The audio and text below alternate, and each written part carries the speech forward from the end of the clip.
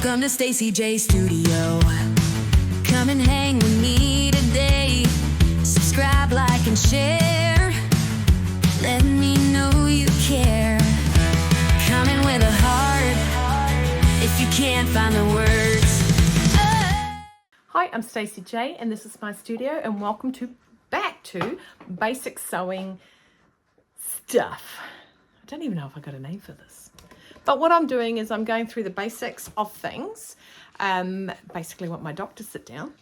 Going through the basics of sewing. So I'm starting from literal basics, because sometimes when you want to do something, everyone has the assumption you know the basics. Okay, we've gone through items that you should have when you sew, essential items. We've gone through what needles and needles can do, what they're for, why they're different colors, and what their purpose in life is. We've also gone through scissors, shears, skizzers, so that you can learn what scissors you need maybe now and work towards to get. A lot of people like the duckbill scissors. They are the cutest. Now, I know there are some places that can't get them, but I know where I can get some more from. I like them. I think they're funny.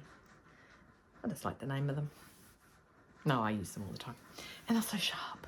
Anyway, so I have gone over those sort of areas. I will attach them maybe here. I don't know. I'm learning that process. I'm going to get to... So today what I'm going to go over is the sewing machine. Now, everyone's sewing machine is different. I have a Mercury Della 65. I bought these when I first opened my business, so that when clients came to me or students came to me and they didn't have a sewing machine, I had a basic sewing machine for them to learn on. Basic, fully electric. So it's not basic, but it has some really finer points.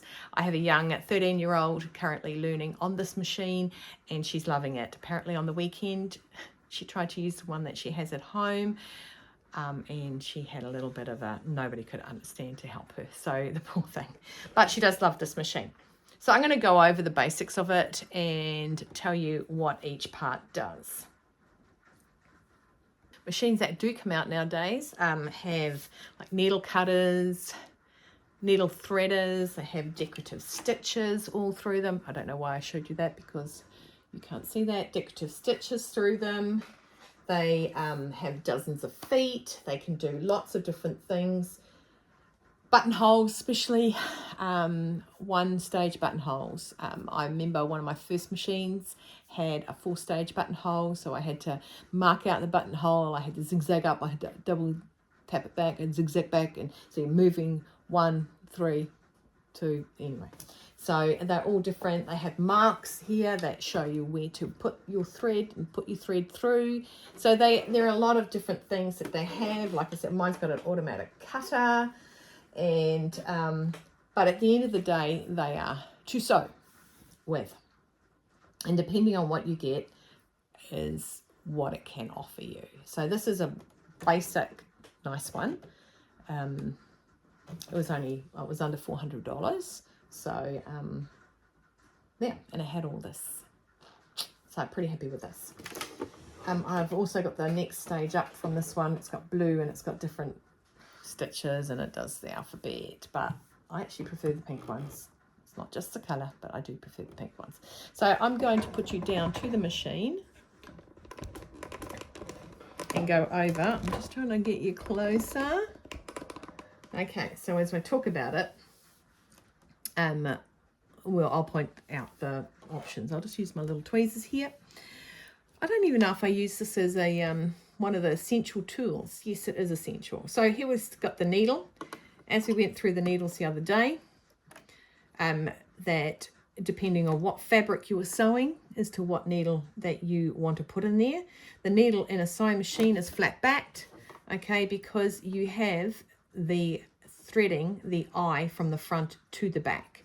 This is because of the decorative stitches and of the ability for it to go zigzag as well as forward and back, okay, and some of these really pretty decorative stitches.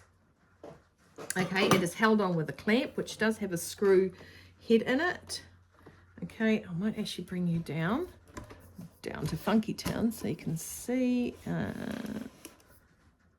Well, that's better. Okay, so I've actually turned you the other way around. So the needle fits in the machine with the clamp or a screw. So there's a clamp screw there. Okay, and it's to hold it in place. So I'm just going to unscrew it. I'm going to unscrew it. I'm going to get I always have a screwdriver on tap. I can quickly grab, you unscrew it, lefty loosey. I said that to somebody the other day and they looked at me like I was a weirdo. Okay, so unscrew that and the needle will come in and out. Okay, like I said, the needle has a flat back. I'll turn that side on. Okay, so it goes. Now, if you watched the other day about needles, how it has the groove in the front, see the groove there, my nail's running up and down it. That is what the thread goes into as it pierces through the fabric. Okay, so I'm going to pop that back into place, and now all your needles go all the way back up. I usually stick my fingernail under it. Obviously, I don't take care of my fingernails. I have stopped taking care of my fingernails as such. I'm just trying to grow them out at the minute. Sorry, Steph, if you're watching this, because I know that you love seeing my nails coloured. Okay, so it has the clamp or the screw that holds it in place. So some machines have a fixed position, okay, with a foot that zips. Then you would move a zip foot that would go either way. Now my particular industrial machine is one position, it doesn't move. And I'm just going to turn this on. Okay, and that, see how that needle moved? It's there. Now it's over there. Okay, so you can move it depending on what you want to do. So I normally have mine on the center position. Right, so like I said, it has, why we go from front to back is because it does zigzag, and you can see that, and I'll explain that in the actual presser foot, which is what I'm going to explain now. Now, presser foot has a little button at the back of the machine. I used to many years ago just try to bump it off, but there's a little hook. I'm just going to pull you over this way.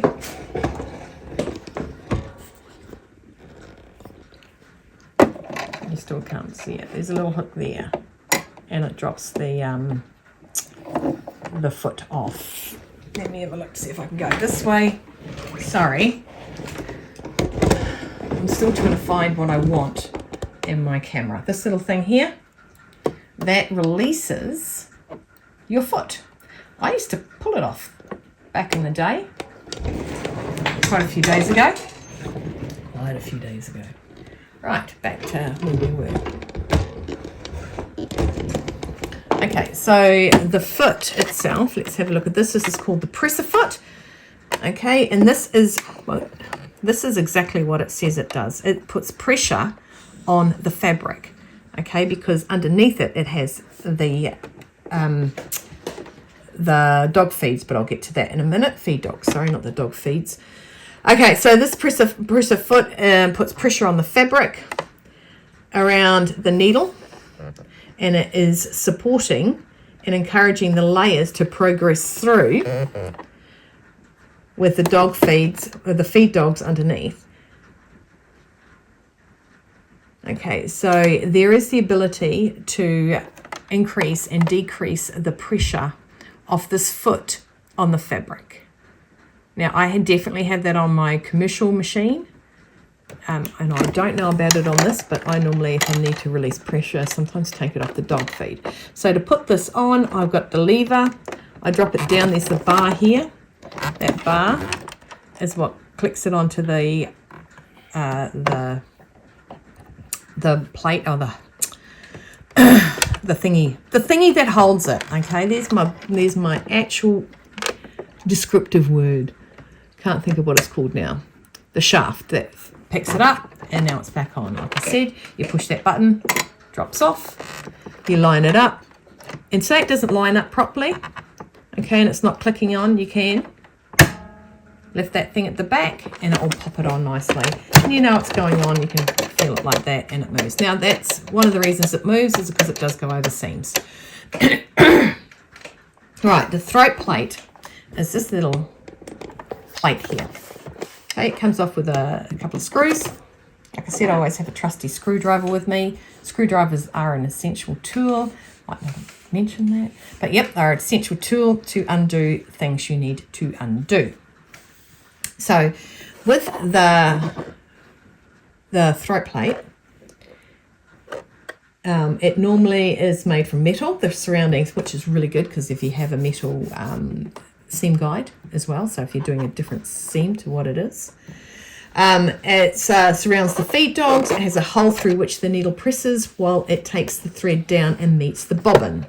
Okay, and that hole is this hole here. Okay. There is generally guidelines etched on the throat plate, which are the most common and liked seam allowances. By pressing the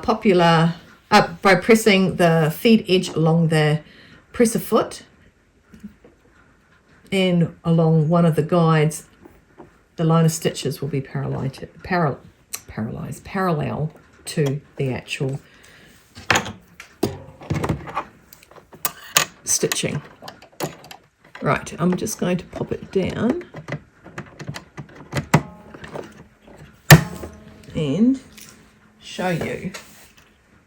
So if I wanted a 1 centimetre seam allowance, my first line here, this one right here, is 1 centimetre.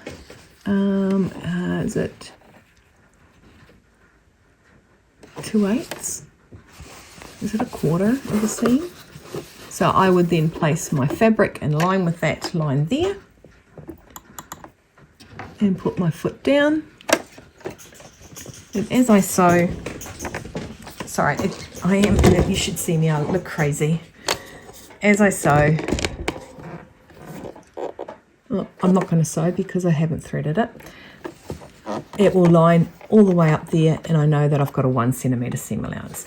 The centimetre seam allowance will be on your pattern piece to tell you. A lot of indies are 1 centimetre and most commercial patterns are 1.5 centimetres or 5/8. I do know that. That's a popular number. I do know. Not really good with inches because I have grown up in the metric system. Okay, so once we've got that, I'm going to take this foot away because I want to show you these. The feed dogs. Now the feed dogs are jagged teeth that sit underneath the needle with the throat plate and move in a circular motion. So they go up and down like that. I'll actually see them going up and down. It doesn't really like it because it's a computerized machine. Circular motion that steadily moves the fabric. This means that the needle raises, the teeth move the fabric on. So when the needle lowers into the cloth and produces a stitch, the movement of the teeth can be adjusted and altered the stitch length and can also be dropped down and out of the way for a free motion sewing. Okay, so if I'm using a chiffon, I don't want too much gripping on it, so I can actually drop those feed dogs through. So they just roll with it, so they go back, and then, sorry, they're going back and then forward. I should be going forward and back. So they're pulling the fabric back with them, okay, and that rolls around. All right. So they are important. So they need to be of a good height. Otherwise they can't grip the fabric. A lot of the times when you are doing certain areas, when you're sewing and it's fuller on the bottom, or one part of your pattern's fuller than the other, you put that towards the feed dogs, and the feed dogs feed that through a nicer and evener, more even. Okay. Okay, the next thing we've got is our thread guides. I'm just going to bring that up. Oh, I need to raise you up. The thread guides they guide the position of the thread. I'm going to take this out. They guide the position of the thread and the way it's going to go through the hidden spindles that hide the tension, okay, the tension guides. Okay, so I'm just going to show you how this one gets threaded. This is what I make somebody who's learning to sew do like 5 times before they even leave the house. So the best thing about new machines is they'll actually show you, okay. Only through years and years of sewing do I know in a vintage one that you just have to thread it. Also, there's less hidden on a old vintage machine, so you know where the spindles are. Now, when you thread your machine, always make sure that your foot is raised. This opens the tension guides, okay, and then they can slot in easily. Otherwise, you're tensioning it, and you're not putting the right tension into it. You're tensioning it. That doesn't make sense. So 1, 2, 3, 4, 5, 6. So we're going to go there to 3. We're going to pull it down. I'm going to wind it back up to 5, down to 6. Number 6 is this little hook here. See if I can get you in closer. Is this hook here. Okay, and the fabric, the thread goes behind that. Okay, and then I've got a needle threader on this, goes under there, in there, and I just gently hold that, push this down, and it pulls and loops out the back. Done. Okay, so it's imperative that you follow every step. The steps are there for a reason, and when your machine plays up and doesn't show the thread properly, or it bunches or something just doesn't work right, first thing you do is re-thread your machine with both bobbin and with your thread, okay, before you throw it out the window. Throw it out the window later. Up the top here you have your thread spindle, your little holder-honorer, okay, that is where it sits. Usually I have the lid shut because Izzy's using this, I have her name on it. And that is where your thread goes. There should be. So that's where your thread goes before you thread it all through, and it locks in there. And you can stand up. I prefer it lying down. Right. Our next step is our bobbin winder. So our bobbin, to fill up our bobbins in a sewing machine, is usually on the sewing machine. Now, I actually want a bobbin filler, you know, one that doesn't sit on the machine. So I'm going to open this. Now, I've got my foot up. I got my foot up so that my presser foot's up, so that all my tension guides are actually open. So again, you have to thread it through the numbers. Now, we went through the solid line before to take it all the way down. And why you know to follow the solid line, because number 2 is going off to go down towards the needle, whereas this number 2 is a jagged line. So we want to follow number 1 around to number 2.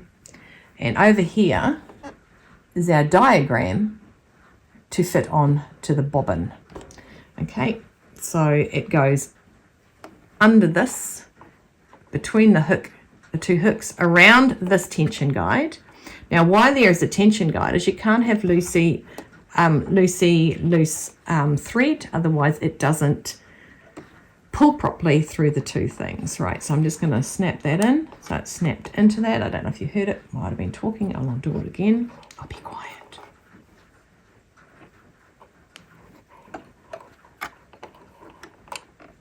Okay, so I will just just got me an empty bobbin so I can show you.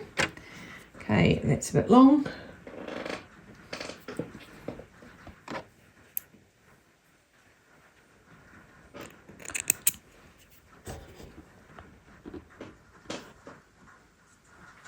Okay, so I'm just trimmed up the thread. Now, my bobbins have a tiny little hole in them. Okay, I do have bobbins without holes in them for my industrial machine. I don't like them because they're a great way to hold on. Now, when I put it through the center first, so it goes through the center, and then out the hole to the outside. I then put it on my bobbin spool holder. Okay, now the way to lock in to make it work, and there's the arrow there. I'll just zoom into that. The arrow there is by pushing it over. Okay, now what I'm going to do is stop moving this. Sorry, guys. And I'm going to push go. I'm just taking the foot off because I can do it without the foot. And now that that's locked in place to fill up my bobbin, it will go to the edge. It'll go to the edge of where this thing here. See if I can go in a little bit more. See the distance between here and here? Well, that is how full it will go until my machine stops. I won't go all the way because that will be really time consuming for you. But I'm going to push go and it's going to wind. Now, because this is there and it's locked across, my needle will not move. Okay, it's locked and loaded, it will not move. So you cannot fill up a bobbin the same time as you're sewing, unlike a commercial industrial machine. So mine can do two things at once. It's womanized. Right, let's go on to this. And I'm going to push go, which you normally would do with your foot unless you've got one of these little ones that can move without a foot. And it's just winding. Now I hold this thread because I don't want it to tangle up. I hold it nice and firm and tight that it actually ends up snapping, which is what I want it to do. I want it gone. Okay, and it just fills up. Now the thread will actually roll up and down, as you can see it over here. It's going up and down the bobbin and it's coming to the end, and my machine will automatically stop. Sometimes they click out of place. See how it just stops. It's nice and firm. Okay, so that is all nice and filled up. So I can pop that back into the bobbin holder if I want, but I've already got a bobbin in there. And to make your foot and your ability to sew again, we just push them to the left. Okay, I was about to sing a song then. Right, now the next one we have is the winder. Okay, this handle on the right of the machine rotates as the needle moves up and down through the fabric, although the foot on the pedal or the stop go button on the sewing machine controls the movement. Sometimes it helps to be able to find control of the needle by using the handle. Okay, I have one part where I would definitely use the handle, especially on a machine that doesn't have an up and down. I have an up down slow button on this, but I would use that when I am on junctions of 4 bits of fabric or 2 seams coming together, which is what my lovely girl did last night, and she was fantastic at it. The next we have are the stitch selectors. Okay, there's all your stitches up here. Okay, it goes right through. It's got some really pretty little things. I mean, you could do decorative stitches on anything you want, give it a burst of colour. Okay, you've got your buttonholes. There's a few buttonholes. I never make that one work properly. So these are all the stitches that are available on this machine. And down here is the little electronic pad. So currently I'm on stitch 01, which is stitch 01. So it's down the center and it's just your standard straight stitch. And then you've got this little one here, which is fantastic for sewing knits because it has a wee stretch in it, obviously, because it's going backwards and forwards, whereas that goes straight. Then you've got your bigger zigzags and you come across. So say I wanted to do this particular stitch here, because I'm going to stitch some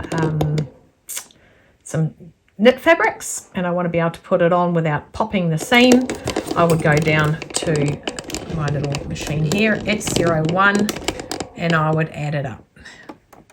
And I'd go to number 3, which what that number is. The next thing you can work on is your length of your stitch and the width of your stitch. Okay, and I'll go through those later on when I am talking about and sewing in another lesson. So that's our panel. So it does all your stitches. A fast way to go to buttonholes is by pushing the buttonhole number, and up here it's got 16, 17, 18, 19, 20. I'm 100% sure what that is, and then you've got that little hole there. So I can go down to 16 rather than having to go through. But if you push that, you go up and down.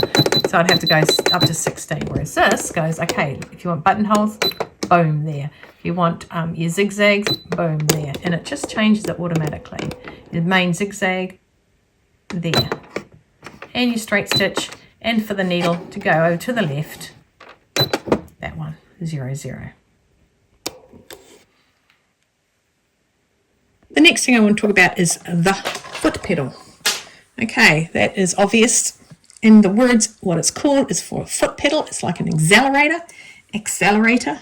Okay, this one plugs in separate to the power cable. And my machine also works without this plugged in. So you plug it in and it will make the needle. I push it down with my foot. Oops, hang on, the foot's up. That's why that won't accept. And the needle will go up and down. Okay, I'll just change that to this. Okay, and that's just gently putting down. There is a speed on the machine that will make it go faster and slower.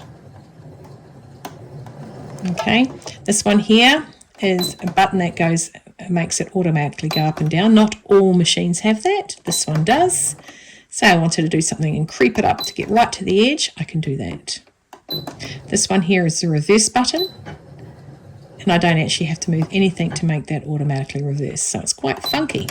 This one also has a scissor cut off. Okay, it didn't cut anything because I haven't got it threaded. But that is what your foot pedal is for. Just like the accelerator in the car, go faster, go slower. Like all machines, you've got to learn your machine. Learning your machine is the aim of the game. Sorry, the aim of the game is probably not to bump you guys while I'm trying to talk to you about this. Okay, and the last thing I'm going to show you, and this is a very good fun measure, I'm going to break the cotton off and re-jig it to thread my machine. Okay, down 1, over around 2, down 3, 4, 5, 6, into the little slot there. And I'm going to zoom you in. And I want you to see. I'll keep the foot off. So I've got the presser foots here. I'll keep that off because I don't want to hinder your sight in this. I've got a little needle threader. I push it down and lock it in. And that's got a little hook that goes through the eye of the needle. Now, if the needle wasn't in the right spot, it's going to be at the height of the whole thing. If it's in the wrong spot, it will not work. Put it over and inside there, and I'm still holding the side, push down and it pops up and it pulls out a little loop, and it's very hard to do this loop through the, ta-da, it's done. Okay, now I'll put the foot back on. Remember how we do the foot? The foot goes on, and if you don't get it on straight away, do that, bada bing, bada boom, done. The bobbin spool, when a machine sews, it comes from the top thread and it comes through and catches the bottom thread. A sewing machine is a 2-threaded machine. It means it needs 2 threads to make it work. There are machines out there that have one that lock in itself and loop in, right. So this is where your bobbin goes in. I will just try and not to, there we go. So this is a drop-in bobbin case, so it means I drop it in the top. There are some that are sit in the front, and they're called something else. My one actually sits inside the machine. It doesn't drop in the top. So you pop the cover off, take your bobbin out. Now, depending on your machine, you've got a little hook there, and you drop it in. I usually hold my finger on the bobbin and pull, and it just locks it in. If you put it in the wrong way, so I'll just flip it over. You put it in the wrong way and you try and lock it in, you're not locking it in properly. Okay, it has to go back to lock. Okay, and it locks in. Right, and then that picks up the cotton. Okay, and you've got your cotton come up the top, and both cottons are now coming out the top of your machine eventually. I'll take it underneath the foot, pop my cover back in. So that's the bobbin case, or the bobbin spool case. Okay, it's your bobbin. And they work together as a team. And hopefully I will find this awesome wee thing that will show you how it picks up the bobbin thread.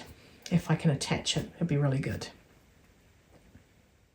So your sewing machine is one of your big toys that you have in your sewing room.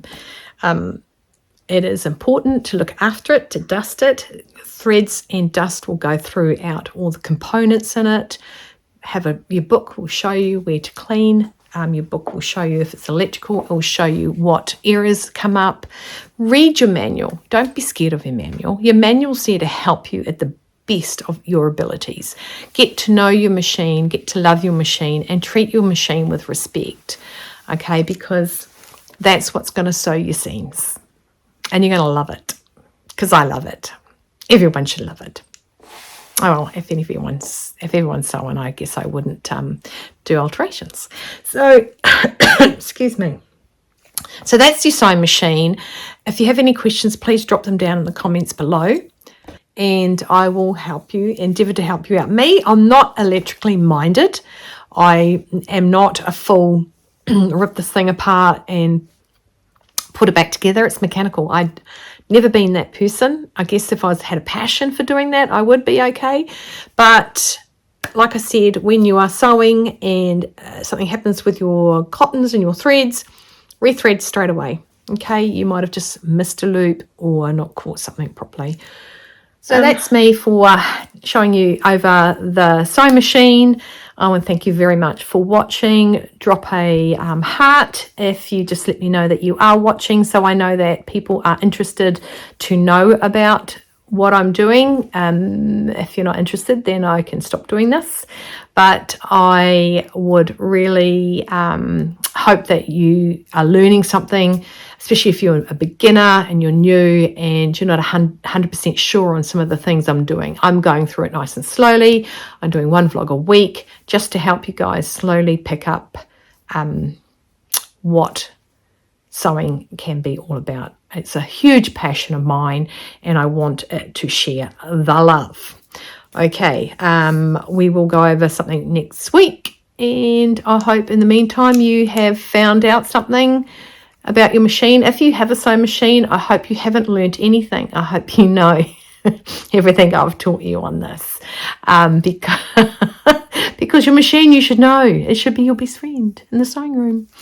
Okay, thanks heaps for joining me. I want you to stay well, stay warm, stay dry, keep cool, keep on sewing, hydrate, and have no regrets.